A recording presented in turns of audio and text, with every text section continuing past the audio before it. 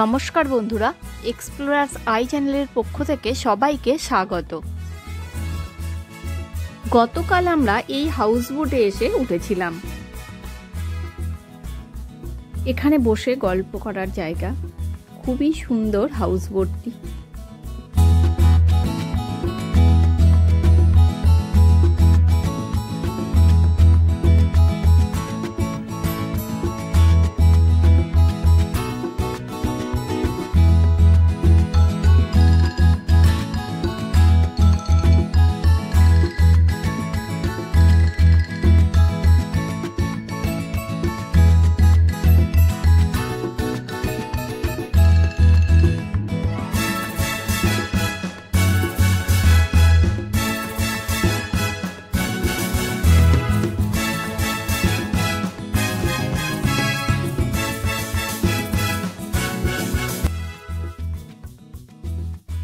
এখান থেকে এদের নিজেদের বাড়ি যাওয়ার গেট, কি সুন্দর করে সাজানো।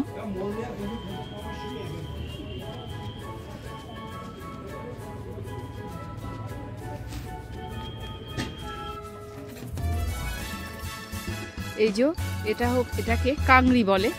শীতের সময় এরা এর মধ্যে আগুনটা দিয়ে এরা ফিরানের মধ্যে রেখে দেয় শরীরকে গরম রাখার জন্য। আমাদের নৌকা করে পার করে দিল হাউসবোটের মালিকরাই। আজ আমরা যাব দুধপাত্রি। দুধপাত্রি দেখে আমরা শ্রীনগর থেকে ফ্লাইট ধরে বাড়ি ফিরব। শ্রীনগর থেকে দুধপাত্রির দূরত্ব মাত্র 50 কিলোমিটার।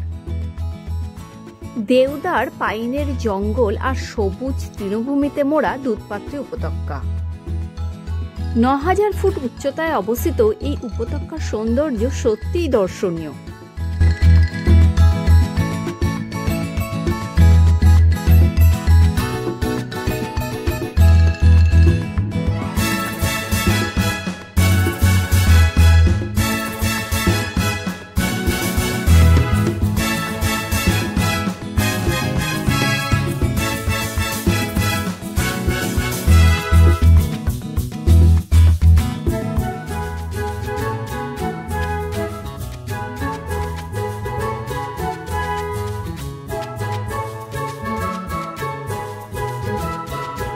আমরা এই মুহূর্তে উপস্থিত হয়েছি দুধপাত্রি ভ্যালিতে।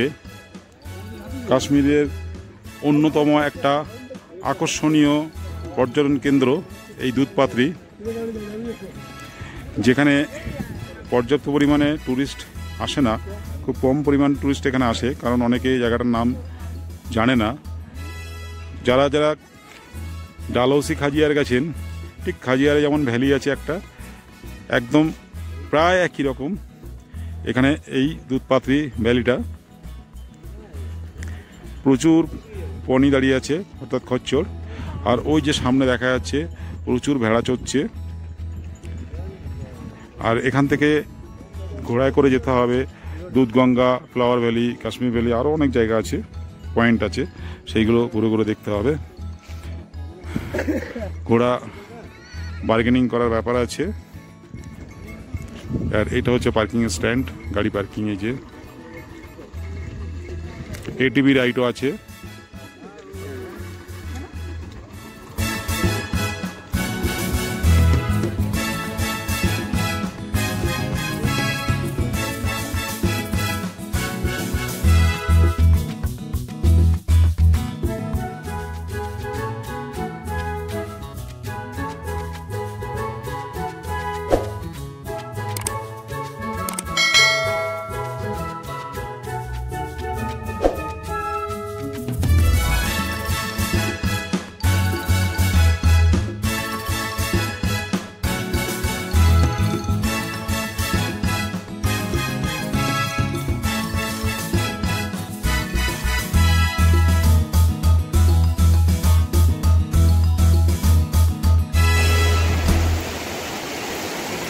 আমরা এখন দুধপাত্রিতে এসে ঘোড়ায় করে আধ ঘন্টা মতো ঘোড়ায় পিঠে চেপে এই দুধগঙ্গা রিভারে এসেছি।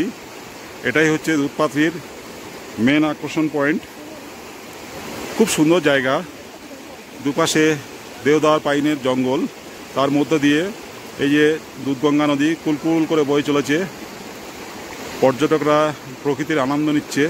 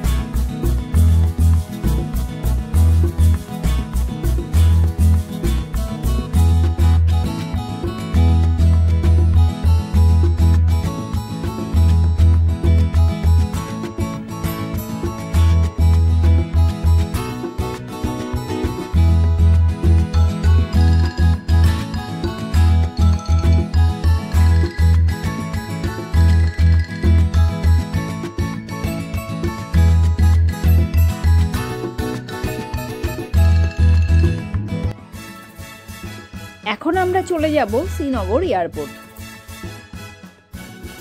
সন্ধ্যা 6টায় আমাদের ফ্লাইট। কাশ্মীর ট্যুরের আজ আমাদের শেষ এপিসোড। আগের এপিসোডগুলো যেসব বন্ধুরা দেখেননি তারা দেখে নেবেন। ইন্ডিগোতে আমাদের টিকিট কাটা ছিল, আমাদের সিট নাম্বার 22AB।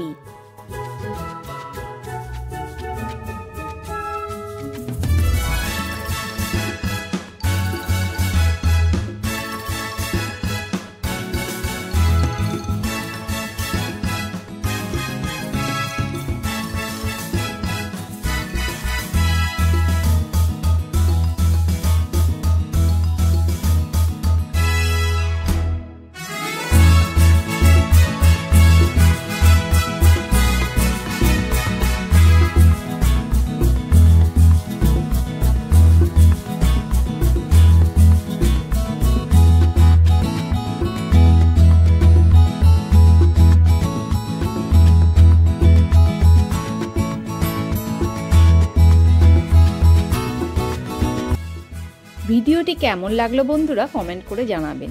ভালো লাগলে লাইক শেয়ার করে দেবেন।